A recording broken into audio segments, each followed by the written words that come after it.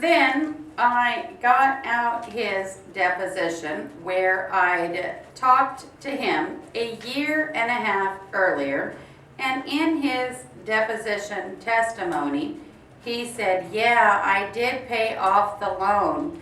Then later he says in front of you on the stand, yeah, I knew about all those checks and this occurred and that occurred. And again, I got out his deposition, and in there he had said, I don't know anything about these checks. I don't know anything about this check for $10,000. I don't know anything about this check for $5,000. And I don't know about you ladies and gentlemen, but I don't know what to believe. But I will say this, I do believe that Stan Carmichael loved his mother. I really do believe that. I believe he cared for her. But you know what? He seems to have forgotten that she cared for him too. See, when people want to be treated fairly, that doesn't mean you have to be treated equally. And Lorraine didn't treat her sons equally because she gave Stan a farm worth over $200,000, okay? And Bill got another farm worth a little over $40,000, but that was treating her sons fairly. With everything that occurred, that was treating them fairly. We're not here in this lawsuit today because my client is contesting the will, because the will says this: Stan got this farm, Bill got that farm, and everything else is treated equally. You know, the person who's really here contesting the will is Stanley Carmichael, because he did everything else to make sure that the terms of the will were not followed. And that's because he wanted the max. That's what it is. You heard him testify. Well, I paid $24,000 of my mother's bills that I didn't have to.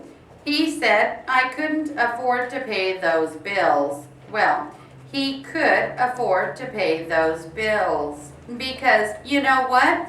He wasn't paying her all of the income that he should have been paying her. And this is just for 1998 to 2001, okay? That's exhibit number 92. And all these exhibits, ladies and gentlemen, are all in this notebook here.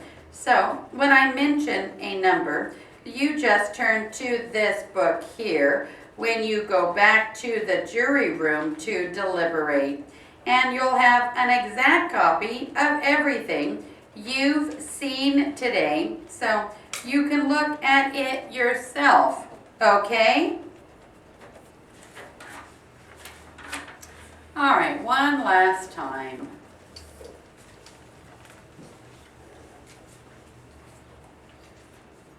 Your Honor, Mr. Livingston, ladies and gentlemen of the jury, first of all, I want to thank you for taking the time to be here today.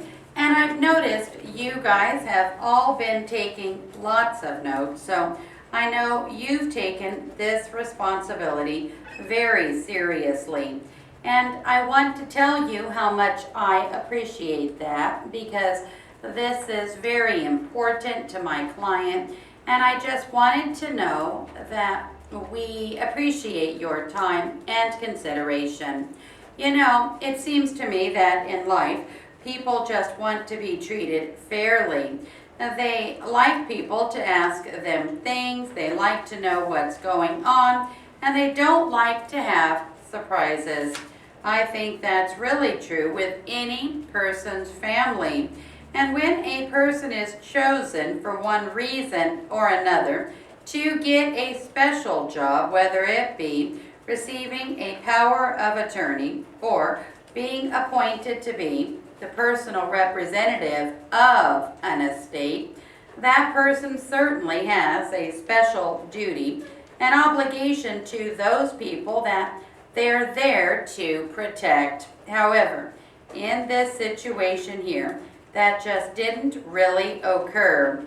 The instructions that Judge Miller just read to you, and particularly instructions 13, 14, and 15, inform us as to what duties a person who accepts a power of attorney has and what kind of conduct is expected of him, things he's supposed to do, and things that he is not supposed to do. And the truth of the matter is that Mr. Stanley Carmichael just flat out didn't do that. He just flat out didn't do what was required of him, and that's really unfortunate.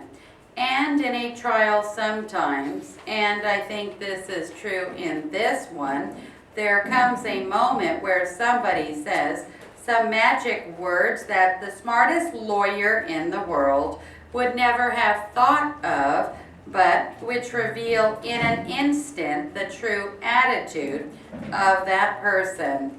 I can try to be clever and get someone to say something that will really grab everyone's attention, but invariably it's some witness that says a magical 2 or 3 words that really just kind of summarizes their attitude, the way that they've looked at the situation and how they've handled things.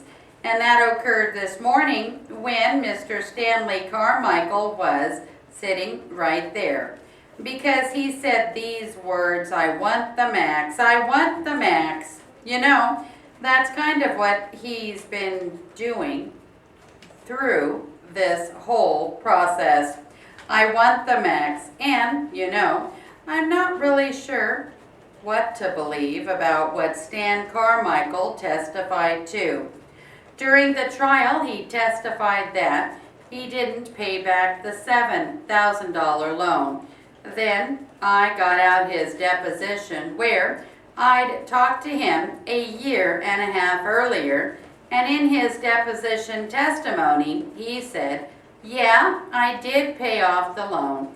Then later he says in front of you on the stand, "Yeah, I knew about all those checks, and this occurred and that occurred." And again, I got out his deposition, and in there he had said, "I don't know anything about these checks."